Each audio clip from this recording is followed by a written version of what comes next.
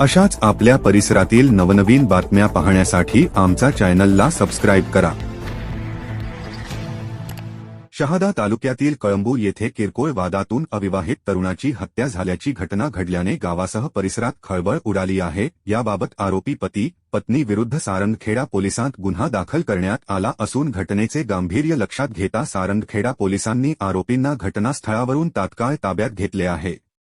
याबाबत पोलीस सूत्रानुसार कळंबू येथील भटू भगवान बोरसे यांच्या राहत्या घरी आरोपी मनोज प्रताप पाटील व पत्नी रत्नाबाई पाटील दोन्ही राहणार होळ शिंदखेडा यांनी मयताचे वडील भटू बोरसे यांना विचारणा केली की आमची भाची वैशाली कुठे आहे। याबाबत भटू बोरसे यांनी सांगितले की वैशाली ही माझा मोठा मुलगा प्रवीण सोबत कपडे खरेदीसाठी सुरत येथे गेली आहे।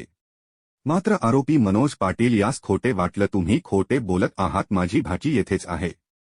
या शाब्दिक वादातून मयत दीपक भटू बोरसे वय 35 यास शिवीगाळ व झटापटी करून दाबून धरून घरातील भिंतीवर आटोपले। यात दीपक यास डोक्याला गंभीर दुखापत झाल्याने ताबडतोब उपस्थितांच्या मदतीने सारंगखेडा प्राथमिक आरोग्य केंद्रात दाखल केले।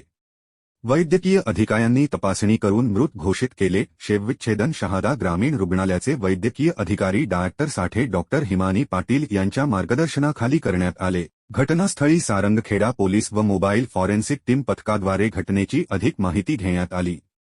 याबाबत उपविभागीय पोलीस अधिकारी दत्ता पवार यांच्या मार्गदर्शनाखाली सहाय्यक पोलीस निरीक्षक रवींद्र बागुल तपास करीत आहेत। दुपारी कळंबू येथे शोकाकुल वातावरणात अंत्यसंस्कार करण्यात आले। दीपकचा पश्चात आई, वडील, भाऊ, बहीण असा परिवार आहे। श्री न्यूज सारंगखेडा।